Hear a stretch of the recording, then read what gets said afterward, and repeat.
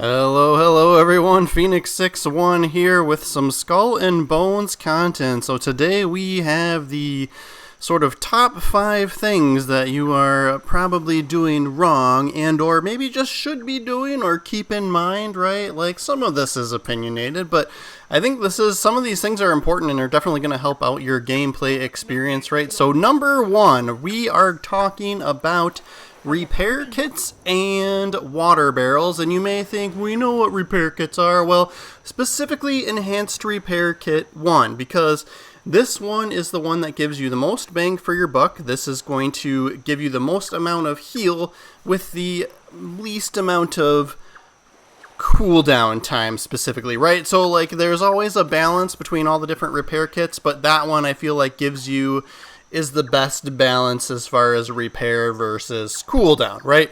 And then water barrels, it's nice because a lot of the vendors just have a lot of these now, and it just gives you a boost in sailing speed, so I'm just constantly using them, right? Like time is time, and well, time is money, whatever you want to call it in this game, and being able to sail just a little bit faster here and there makes a big difference, especially on those long hauls, or if you're, trying to get somewhere quickly, like I'm trying to rush into this defend mission, right? And we get there a little quicker, or if you're on your way back to a base or a location that you can dock at, you can get there that much faster and then go move along to things that are more important to you other than just sailing simulator, right? And so the next thing up is the Enhanced Repair Kit 1 that I love to brag on about, right? So here we are doing a defend mission. We get a little overwhelmed and need to use a repair kit. And as you can see down towards the bottom left, we used our repair kit, and the cooldown for it is about 40 seconds for that one. So Enhanced Repair Kit 1, that is my favorite. I do have it sort of linked to the quick access D-pad, right? I'm playing on a console, so you do you, however it works on whatever you're playing on. But I push left on my D-pad, and that gives me my Enhanced Repair Kit 1. Alright, thing number 2, the wheel itself, right? Like, this is so important in just general gameplay. You can have up to 3 of these, but I really only use 1, right? And the thing I want to show you here first is you want to change out your repair kit default away from this option here that says just repair kit. Okay, now, and then what you're going to do is change it to Enhanced Repair Kit 1, basically, right? So what you'll do is you'll just make sure you have an Enhanced Repair Kit 1 in your cargo hold, and then that way you can choose that item and basically switch it from the default of Repair Kit to Enhanced Repair Kit 1. The reason you want to do that is because when you leave it on the default Repair Kit, it basically just grabs whatever, and depending on what's left in your inventory, when you push that button, you don't know how much it's going to heal, and you don't know how long the cooldown's going to be, right? So if you change it to Enhanced Repair Kit 1, and just make sure you always keep some of those with you, right? So I'm pushing it left on the D-pad there to just show that we're trying to use it. But as long as you keep some of those with you, you're good to go. You know exactly how much it's going to heal, and you know how long the cooldown's going to be, and you're golden, right? Next thing I put on there is the water barrels. Since I use them so much, I put them in this top right spot. You put them wherever you want, right? And so then when you go into the quick access, use it, you get that plus 15% sailing speed. Just super nice in general overall. Alright, thing number 3, food items. There's so many recipe style food items that give you these certain buffs and nerfs and perks or whatever, right? I pick 2. Alright, I pick 2, and then for the most part, unless I see something super special that I like, I delete everything else, right? So I use this Very Bee Manaka. I use this one whenever I'm doing any sort of like combat because it has some extra bracing perks. And then I use this one that I am terrible at saying, Godro, right? For any time I'm just sailing around. This is my general use one. I probably use this one more than anything, right? Because it has some perks centered around trimming speed and using less stamina when you're going fast and trimming, right? So I have these 2 items on my wheel here, right? And so depending on what type of situation I'm getting myself into, I will click them. I'm just sailing right now, right? So I'm going to use one of these, right? And so it's going to give me that extra, efficiency while trimming for stamina and, whatever else, a little bit better repair kit stuff, Thing number 4. All right. This is a good one. In the settings, you're going to want to change this, right? So if you've seen me play before, you see a lot of like status and symbol icons and stuff above enemy ships. Go over to the interface tab, and you're going to want to click on the customize user interface. I recommend these presets. I recommend the one that says tactical, right? So this gives you icons and things above ships telling you whether they're like on fire or whether they're taunted or whether they're flooding, you know, like all that kind of stuff. So if your gameplay style, especially where you're like trying to set ships ablaze, right? You're trying to specifically set people on fire because maybe you've done a ship build for that. This will let you, you know, see how much you've progressed in setting that ship on fire. And of course, if you wanted to, you could scroll down through here and choose custom and pick, you know, choose on and off whatever you wanted. But I recommend tactical, and if you do find that something's annoying you, then change it to custom and pick your things. But tactical is the one I've been using since they've made those preset options. Highly recommend. All right, thing number 5. A lot of us are familiar with the sort of helm liaison supply missions, right? So you go in here, you pick up all these roving supply deals, right? And then what you'll do is you'll fast travel out to that location, right? You can carry 6 of these, so you know, most of you guys are probably, you know, like, okay, carry as many as you can. That way, when you sail up to the ship, you can turn in all 6 of them, right? So you can see that I'm holding on to 6 missions. We're going to fast travel to that location, and we're going to sail out to the ship, right? Easy peasy, right? And you do have to have made it to a certain point within the, like, main storyline campaign stuff to be able to do some of these helm, you know, these advanced, like, helm stuff. So if you don't have this option available yet, just keep playing through. You'll get there, right? But this is a huge way to, the easiest, best way to earn silver in the game, right, is to do these missions. And what I still see a lot of people doing is going up to the ship, and then here you would interact with the ship, and then you would turn in each of these missions, right? And it costs you silver, but you get helm materials. I still recommend just killing the ship. It works great. Like, you kill the ship, and then once the ship dies, it gives you all of those materials and completes all of those missions instantly all at once, right? So you could technically save some time by not having to sail and use water barrels, right? And then not have to sail all the way up to the ship, not have to turn in each one of those missions, right? Just unload on it from afar, right? So step number 2 in that process is, right, you take those helm materials, you go back to your distillery or laboratory, right, whichever you're working through at the time. You turn those helm those helm raw materials into the end helm products, right? And then, again, reminder, you do have to have progressed far enough within the campaign, and I think there's some, like, side quest missions for the helm and the bartender there, right, before you can get to this point. And then there are also, you know, in that office, there's upgrades too, that we've talked about in other videos as well. So look for my other videos, right? I always put a link in the description to all my Skull and Bones content, right? But ultimately what you do is you take those end helm products, you go up to either Skurlock in St. Anne, or it's Admiral Rama in Talak Pinjara over in the East Indies, right?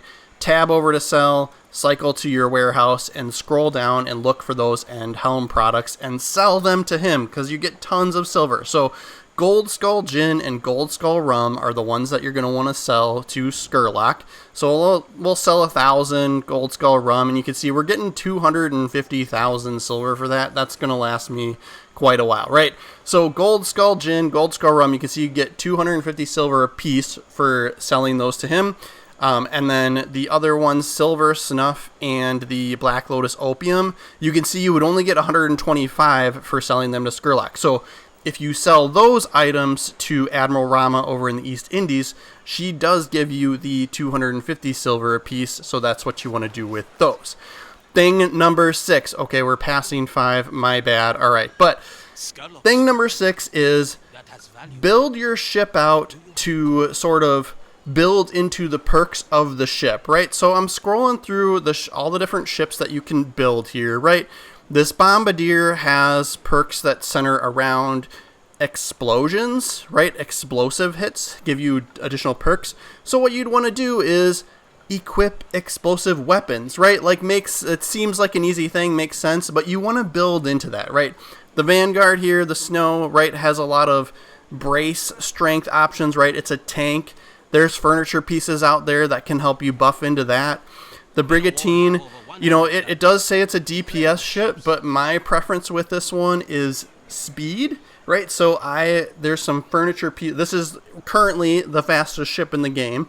And then there's also some furniture pieces that can help you buff like acceleration and stamina and things like that. So build into that. One of my favorites is this Pyromaniac, the Sam book. I've got a lot of videos out there on that and more to come. But you can see it has fire perks, right? So deals 5,000 burning damage when you apply the Ablaze effect to an enemy ship. Ablaze will be applied to enemies in a radius of 150 meters. Increases damage to enemies when they're on fire, right? So Ablaze on fire, same thing. There are some furniture pieces that help build into this as well. I have a couple on this ship right now. Volatile fuel increases charge rate of the Ablaze effects on enemy ships by 10%, right? So they're going to get set on fire quicker. And then Bombard works. I have fire bombards around the outside of the ship, so that's building into that. Gunpowder Bench 1 increases damage to enemy ships with the Ablaze effect by 10%, right? So if they are on fire, they're going to take more damage when I shoot at them, right? So build into the perks of the ship. We could probably cheat here and another thing, right? You can scope in on events and hold X to call for help. And this works really good if you just want it to go faster or if it's something difficult that you want help with. And a lot of times people join in and help you. But we are going to demo the Ablaze effect with the Sam book. I am going to shoot this one enemy, and as you can see, it triggered everybody else in the area to be on fire. So you can see those status effect icons above these ships with the little fire icon, right? They're on fire, they're ablaze, same thing, right? And then now they take more damage when I shoot them, so they're going down even easier at this point, right? So this guy's no longer ablaze, but we can shoot him a couple times with our fire weapons, right? So we're building into the ship's own perks, right? Like each ship has sort of its own sort of play style or perks or unique things about it, and you want to build into those. You want to equip either those types of weapons or those types of pieces of furniture that will buff into those things, right? So I see a lot of people like just like, all right, what's the best ship? Well, the answer is like, that's, we could talk about that all day, right? What's the best ship? But whatever ship I think is the best, and what's the best weapon, whatever weapon I think is the best, and do those. Well, you could be missing out on some additional either damage or defensive perks, right? All right, thing number 7. We're a little past 5 here, but whatever. So if you're still going through and collecting factories for the helm, right? This is a later in the game kind of thing. Don't pass up on the buyouts, okay? You can join the buyout. I never do the automatic fast travel, and what I do is I see if I have that material or commodity, and if I don't, I will just quit that buyout, right? Then go and see what the other ones are, and if you do have that, then join that one, and then I still don't do the instant fast travel, right? Because it puts you in your boat away from the location, right? So then what you do is you would then fast travel to the location, and then you're already on foot, right? And it helps if you're tracking the mission too, because then once you get here, right, once you're on land here on foot, you'll see it on the top on your compass or whatever, and that makes it just a little bit easier to go and find that person. But even if you're like me and you've already captured all of the factories for this season, I still go in and do these buyouts, even if I don't need the location, because when you do the manufactory buyout, it's quick, it's easy. If I have the materials, I do it just because of how quick it is. And if you don't need that location that's linked to that buyout, you still get a raider cache, which always has good stuff in it. It's either going to be, yeah, you can see here, I have everything unlocked for this season, right? It was season 3 when we made this video, right? So I'm going to go into my cargo, and this is the reward that we got since we already had the location unlocked. Gilded Raider Cache. You can see even there, you could have a chance to get a helm lease, but we got all sorts of good stuff. Tobacco leaves, right? Helm products, or like helm raw materials, and some pieces of 8, and some silver, right? Like, that's gold. Like, that's good stuff even for, mid, late game, whatever stage you're in, right? Okay, we're still moving on we're way past 5 at this point. Thing number 8, restoration kits. Not to be confused with repair kits. Restoration kits, right? It's the last thing that's in my wheel that we haven't talked about. So sea monsters, for example, a lot of them will do this melee hit on you, and they give you torn sails, right? So you can see on the bottom right and bottom left, we have the like sails red icon things, right? Restoration kit, use it, gets rid of your torn sails, right? This works for any sort of negative status effect against you. It works for if you're on fire. It works for if you're flooding, right? It even works on the new status effect for Season 3, which is taunt, right? Even if you're taunted, it'll get rid of that too, okay? All right, thing number 9. We won't go too much past 9, right? Okay, thing number 9 is salvaging items, right? You can go to the blacksmith either in St. Anne or Talak Penjara and salvage items, right? So weapons that you know aren't as good as some of the newer stuff you may have gotten, salvage them at the blacksmith, right? So it's a great way to, one, free up some warehouse space, but two, it's going to give you a lot of raw material. So every time you see me, choosing some items to salvage, you can see over on the right that we are getting some raw materials, right? So, I have 6 of these LeFleur things, right? Like, salvage a couple of them, right? I know there's better rockets, salvage that. I know these Royal Custodians. I know I have better armor pieces that I like, I prefer over that one, right? And then here, 7 of this particular furniture piece. If you don't have 7 ships and you're not using that at all, 7 of them, right? Salvage some of them, right? Get rid of some items, and then you're going to get some decent raw materials over on the right? So, really, really great thing to do. This is super, super helpful, right? Frees up warehouse space, gets rid of some clutter, gives you some decent raw materials that you might need for crafting better items at the end of the day, right? So, yes, salvage stuff. Last but not least, thing number 10. I promise this is it, but it's the most important one. Make sure you guys are following the channel. I really do appreciate that. That really does help me out quite a bit. Anytime there's sort of new things happening within the game or from one season to the next, things like that, I like to put out new Skull and Bones videos. So yes, we do have more and more content on the way and in the works. Appreciate you guys so much. Thanks again for watching my video all the way through. We will see you next time.